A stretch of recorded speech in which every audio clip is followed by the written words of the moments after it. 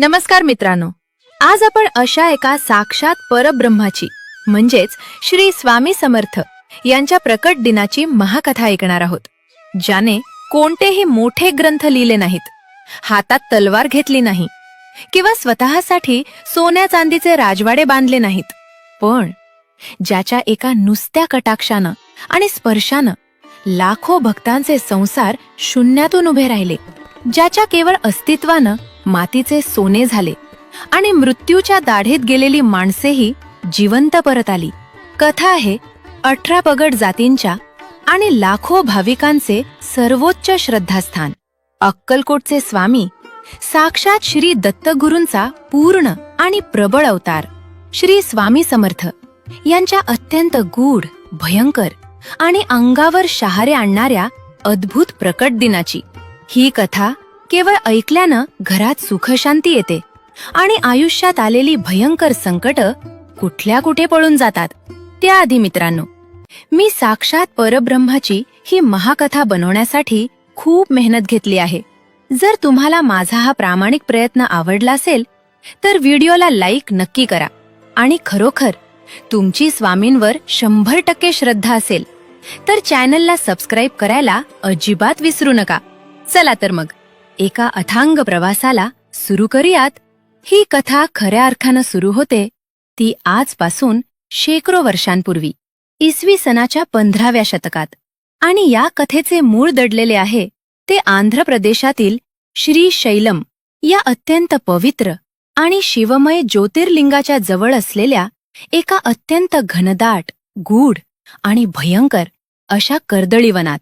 मित्रांनो, आजच्या काळात आपल्याला जंगल म्हणजे फक्त झाडे वाटतात, पण ते कर्दळीवन म्हणजे काही सामान्य जंगल नव्हते. ते एक असे निबिड, अंधारे आणि भयानक अरण्य होते, जिथे दिवसाढवळ्या सूर्यप्रकाशही जमिनीवर पोचायला घाबरायचा.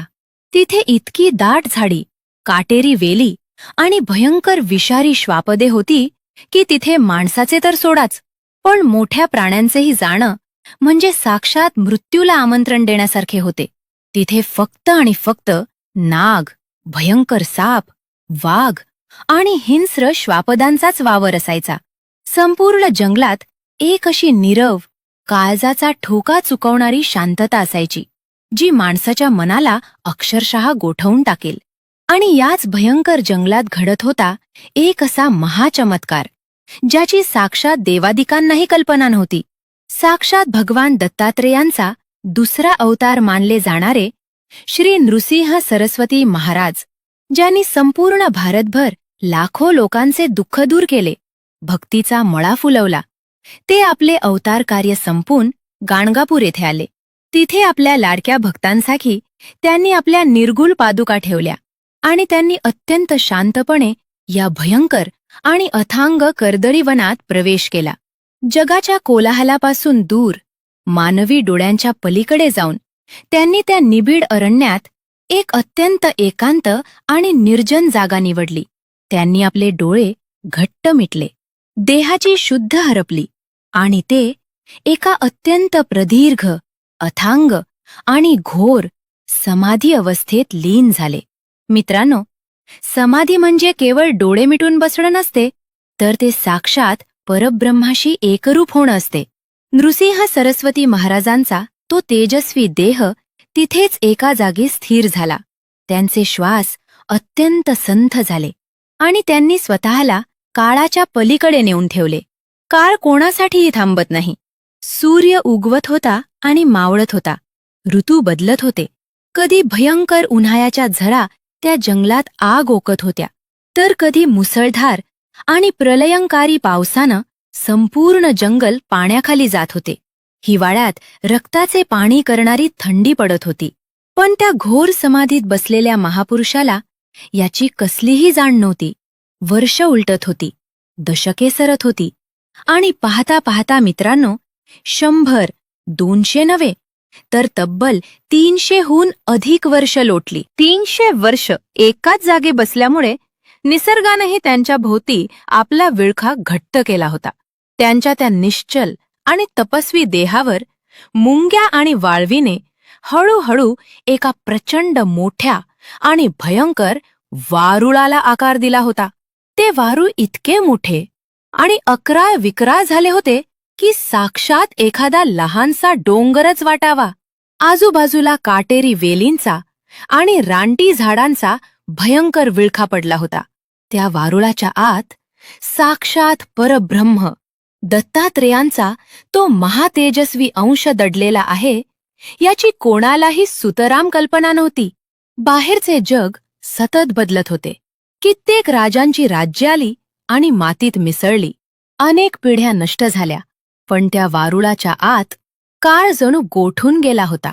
तिथे एक महातेज अत्यंत शांतपणे प्रज्वलित होते, जे योग्य वेळेची आणि एका एका क्षणाची वाट पाहत होते.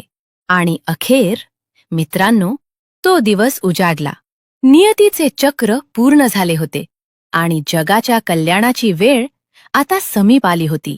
एके दिवशी त्या भयंकर कर्दळी वनात एक चेंचू आदिवासी समाजाचा लाकूडतोड्या आपल्या कुटुंबाच्या पोटापाण्याची सोय करण्यासाठी हातात एक अत्यंत धारदार कुऱ्हाड घेऊन शिरला. हा लाकूडतोड्या अत्यंत गरीब आणि अडाणी होता. दिवसभर जंगलात भटक भटक भटकूनही त्याला चुलीसाठी नीट सुकी लाकडे मिळाली नव्हती. अंगातून घामाच्या धारा वाहत होत्या. पोटात भुकेचा भडका उडाला होता. भली मोठी सुकी झाडे शोधत असताना अचानक त्याची नजर एका अत्यंत जुन्या, सुकलेल्या आणि वेलींनी वेढलेल्या एका भल्या मोठ्या झाडावर आणि त्याखाली असलेल्या एका अवाढव्य मातीच्या ढिगाऱ्यावर वारुळावर पडली. त्याच्या मनात आले, चला आज याच झाडाची लाकडे तोडून घरी नेऊया. त्याने आपल्या हातावर थुंकी उडवली, कुऱ्हाडीची मूठ घट्ट पकडली आणि संपूर्ण शरीराची ताकद एकवटून अत्यंत रागात आणि वेगाने त्याने त्या झाडावर एक महाभयंकर घाव घातला. पण मित्रांनो, नियतीच्या आणि साक्षात देवाच्या मनात काही वेगळेच होते. तो लाकूडतोड्या फक्त एक निमित्त होता. त्याचा तो अचूक नेम अचानक चुकला आणि ती अत्यंत धारदार प्राणघातक कुऱ्हाड सपकन सटकली आणि थेट खाली असलेल्या त्या शेकडो वर्षांच्या जुन्या आणि भयंकर वारुळावर जाऊन आदळली. खचाक असा एक भयंकर आवाज संपूर्ण कर्दळी वनात घुमला. लाकूडतोड्या लाकडे गोळा करणार तोच त्याचे डोळे भीतीने आणि आश्चर्याने पांढरे झाले. त्याच्या पायाखालची जमीन अक्षरशः सरकली, कारण ज्या सुकलेल्या मातीच्या वारुळावर त्याने कुऱ्हाड मारली होती त्या वारुळातून अचानक रक्ताची एक भळभळती आणि अत्यंत लालबुंद धार वेगाने बाहेर वाहू लागली होती. त्या लाकूडतोड्याच्या पायाखालची जमीन सरकली. ज्या सुकलेल्या मातीच्या वारुळावर त्याने कुऱ्हाड मारली होती त्या वारुळातून अचानक रक्ताची एक भळभळती आणि अत्यंत लालबुंद धार वेगाने बाहेर वाहू लागली होती. तो भयानक आणि अमानवीय प्रकार पाहून त्या गरीब लाकूडतोड्याच्या काळजाचा ठोकाच चुकला. अरे देवा, हे काय अनर्थ घडला? या निर्जन जंगलात या मातीच्या ढिगाऱ्यातून रक्त कसे काय येऊ शकते? असा विचार करत तो भीतीने थरथर कापू लागला. त्याच्या हातातून ती रक्ताने माखलेली कुऱ्हाड खाली गळून पडली.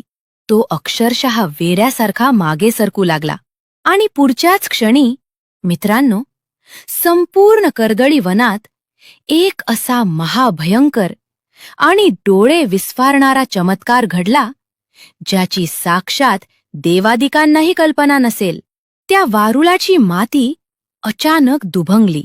जणू काही धरणी मातेचे पोट फाटले असावे असा एक प्रचंड मोठा आवाज आला आणि त्या हजारो वर्षांच्या जुन्या, काटेरी आणि भयंकर वारुळातून साक्षात कोट्यवधी सूर्यांचे तेज असलेल्या एका अजानुबाहू, दिव्य आणि महातेजस्वी आकृतीने बाखेर पाऊल टाकले. ते साक्षात परब्रह्म होते. ते साक्षात भगवान दत्तात्रेय होते. ते होते आपले अक्कलकोटचे श्री स्वामी समर्थ. त्या लाकूड तोड्याने डोळे विस्फारून त्या महापुरुषाकडे पाहिले 6.5 फुटांची भव्य आणि रौद्र देहयष्टी, गुडघ्यापर्यंत पोचणारे लांब हात, कपाळावर एक अथांग आणि अलौकिक तेज, आणि डोळ्यात साक्षात महादेवासारखी करुणा आणि भयंकर प्रलयंकारी शक्ती. त्यांच्या मांडीवर त्या धारदार कुऱ्हाडीचा भयंकर घाव लागला होता आणि त्यातूनच ते लाल भरक रक्त वाहत होते. 300हून अधिक वर्षांची ती घोर आणि अथांग समाधी आज या एका घावाने भंग पावली होती. तो अडाणी लाकूडतोड्या जीवाच्या आकांताने आणि ओक्साबोक्शी रडत थेट स्वामींच्या चरणांवर कोसळला. जमिनीवर डोके आपटत तो टाहो फोडू लागला. मला क्षमा करा प्रभू, मला माफ करा. मी महापापी आहे. माझ्याकडून घोर आणि भयंकर पाप घडले. मी अडाणी आहे. माझ्या पोराबाळांसाठी लाकडे शोधायला आलो होतो. मला खरोखरच माहीत नव्हते की या वारुळात साक्षात देव बसला आहे. मला शाप देऊ नका प्रभू, मला वाचवा. मित्रांनो, ज्यांच्या हृदयात संपूर्ण जगाविषयी, 18 पगड जातींविषयी आणि मुक्या प्राण्यांविषयी केवळ आणि केवळ अथांग करुणा भरली आहे, तो देव आपल्या भक्तावर कसा रागावेल? स्वामींचे ते रौद्र रूप अचानक शांत झाले. त्यांच्या डोळ्यांतून प्रेमाचा आणि वात्सल्याचा महासागर वाहू लागला.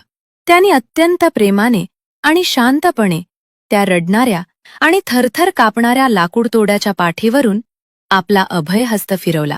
त्याला अत्यंत गोड हास्य करत स्वामी म्हणाले, अरे वेड्या, उठ, घाबरू नकोस. यात तुझा काहीच आणि कसलाच दोष नाही.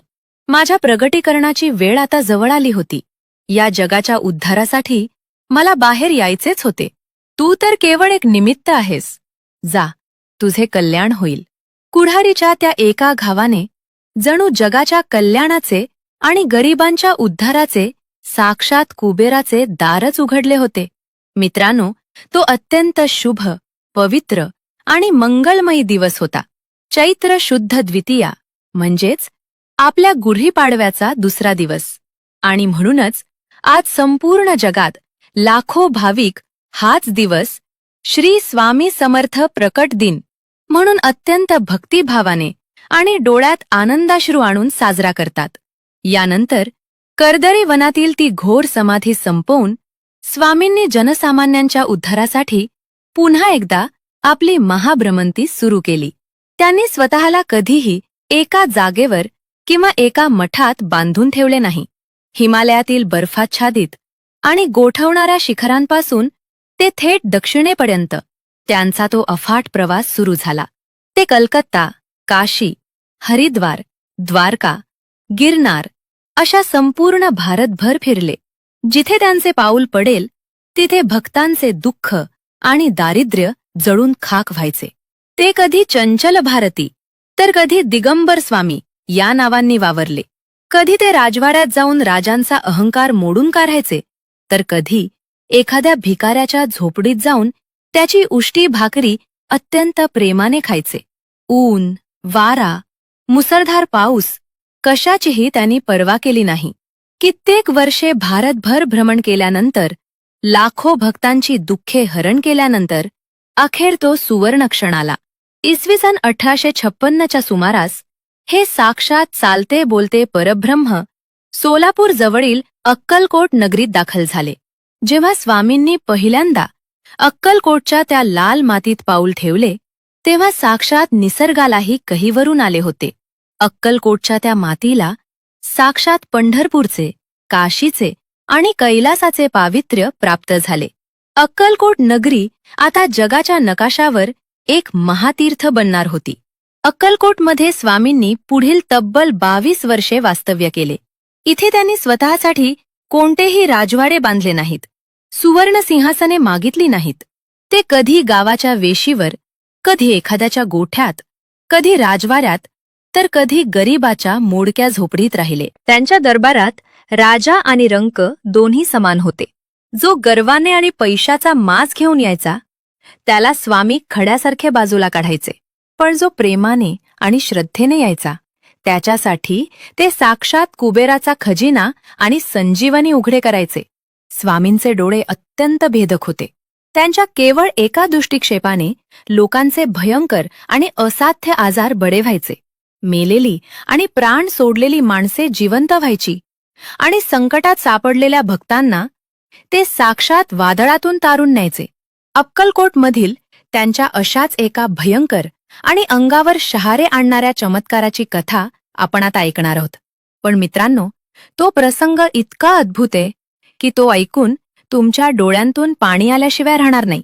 मित्रांनो, अक्कलकोट नगरी आता केवळ एक गाव राहिले नव्हते, तर ते साक्षात परब्रह्माचे आणि चमत्कारांचे एक चालते बोलते महातीर्थ बनले होते.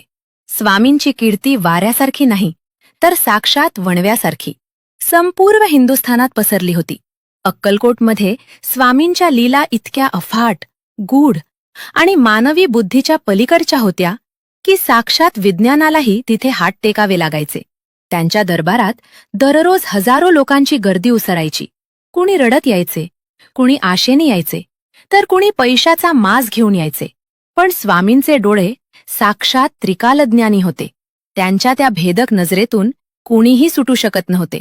असाच एक काळशजाचा ठोका चुकवणारा आणि डोळ्यांतून अश्रूंच्या धारा आणणारा प्रसंग अक्कलकोटमध्ये घडला. एकदा एक अत्यंत गरीब आणि दुःखाने पिचलेली आई आपल्या मरणोन्मुख आणि शेवटच्या घटका मोजत असलेल्या एकुलत्या एक तरुण मुलाला घेऊन स्वामींच्या दरबारात आली. त्या मुलाला असा एक भयंकर आणि असाध्य आजार झाला होता की मोठ्या मोठ्या वैद्यांनी आणि डॉक्टरांनी हात वर केले होते. हा मुलगा आता फक्त काही तासांचा सोबती आहे, याला घरी घेऊन जा, असे त्यांनी स्पष्ट सांगितले होते. ती आई अक्षरशः वेड्यासारखी आक्रंदत होती. तिचे केस विस्कटले होते. डोळ्यांतून अश्रूंचा महासागर वाहत होता. तिने आपल्या त्या मरणासन्न मुलाला साक्षात स्वामींच्या चरणांवर आणून टाकले आणि ती ओक्साबोक्शी रडत जमिनीवर डोके आपटत टाहो फोडू लागली. स्वामी, हो स्वामी, माझ्या कुंकवाचा धनी आधीच देवाने हिरावून घेतलाय. आता हा माझा एकुलता एक म्हातारपणाचा आधारही गेला, तर मी कुणासाठी आणि कशासाठी जगू? प्रभू, माझ्या पोराला वाचवा. माझ्या काळजाच्या तुकड्याला जीवदान द्या ओ स्वामी. तिचा तो आकांत, तिचा तो टाहो ऐकून दरबारातील प्रत्येक माणसाचे काळीज पिळवटून निघाले. सर्वांच्या डोळ्यांतून पाणी वाहू लागले. पण मित्रांनो, स्वामींचे रूप त्यावेळी अत्यंत रौद्र आणि भयंकर होते. त्यांचे डोळे लालबुंद झाले होते. ते साक्षात महादेवासारखे क्रोधाग्नीने पेटून उठले होते. त्यांनी त्या रडणाऱ्या आईकडे पाहिले आणि एका अत्यंत खड्या, कडक आणि आसमंत दणाणून सोडणाऱ्या आवाजात ते कडाडले, काढ, काढ त्याला इथून. हा दरबार काय मढ्यांचा बाजार आहे का? घेऊन जा त्याला. स्वामींचे ते भयंकर शब्द ऐकून लोकांच्या पायाखालची जमीनच सरकली. साक्षात करुणेचा सागर असलेला हा देव आज इतका निष्ठुर कसा झाला? एका रडणाऱ्या आईला हा देव हाकलून कसा देऊ शकतो? असा विचार लोकांच्या मनात येऊच लागला. ती आई तर तिथेच कोसळली. पण मित्रांनो, जो साक्षात जगाचा नियंता आहे, ज्याच्या एका इशाऱ्यावर मृत्यूही आपला रस्ता बदलतो, त्याची लीला या सामान्य मातीच्या माणसांना कशी समजणार? स्वामींचे हृदय वरून जरी कठोर आणि दगडासारखे दिसत असले, तरी आतून ते साक्षात लोण्यासारखे मऊ आणि करुणेने भरलेले होते. ती आई उठायला तयार नव्हती. तिने स्वामींचे चरण घट्ट पकडून ठेवले होते. अखेर साक्षात परब्रह्माला त्या मातेच्या प्रेमापुढे झुकावेच लागले. स्वामींच्या चेहऱ्यावरील तो भयंकर क्रोध अचानक शांत झाला. त्यांच्या डोळ्यात एक अथांग वात्सल्य तरळले. त्यांनी आपल्या जागेवरून उठून त्या मरणोन्मुख मुलाजवळ पाऊल टाकले. संपूर्ण दरबार श्वास रोखून उभा होता. स्वामींनी आपला उजवा हात, ज्या हातात साक्षात संजीवनी ताकद होती, तो हात त्या मुलाच्या डोक्यावर ठेवला आणि अत्यंत शांत पण अंगावर काटा आणणाऱ्या आवाजात म्हणाले, उठ रे, कसला झोपलायस? चल उठ. आणि मित्रांनो, पाहता पाहता साक्षात निसर्गाचे आणि मृत्यूचे नियम मोडून काढणारा महाभयंकर चमत्कार तिथे घडला. ज्या मुलाचे प्राण कंठाशी आले होते, ज्याचे शरीर थंड पडले होते, त्या मुलाने अचानक एक मोठा श्वास घेतला. त्याच्या अंगात एक विलक्षण चेतना संचारली. त्याने हळूहळू आपले डोळे उघडले आणि साक्षात मृत्यूच्या दाढेतून परत आलेला तो मुलगा स्वतःच्या पायावर उठून उभा राहिला. त्याने आपल्या आईला हाक मारली. ती आई वेरासारखी धावत गेली आणि तिने आपल्या मुलाला छातीशी कवटाळले. संपूर्ण दरबारात एकच जयघोष घुमला. श्री स्वामी समर्थ महाराज की जय. लोकांच्या अंगावर अक्षरशः रोमांच उभे राहिले. साक्षात यमराजाच्या हातातून स्वामींनी त्या मुलाचे प्राण परत आणले होते. आज स्वामींना समाधी घेऊन 150 वर्षाहून अधिक काळ लोटला आहे. पण आजही, होय आजही, एकदा फक्त अक्कलकोटला जाऊन बघा. तिथे गेल्यावर वटवृक्षाच्या सावलीत उभे राहिल्यावर साक्षात देव आपल्या पाठीशी खंबीरपणे उभा असल्याची जाणीव प्रत्येक भक्ताला होते. जोपर्यंत या जगात भक्ती आहे, जोपर्यंत माणसाच्या हृदयात श्रद्धा आहे, तोपर्यंत अक्कलकोटच्या या परब्रह्माचे नाव या जगात अमर राहील.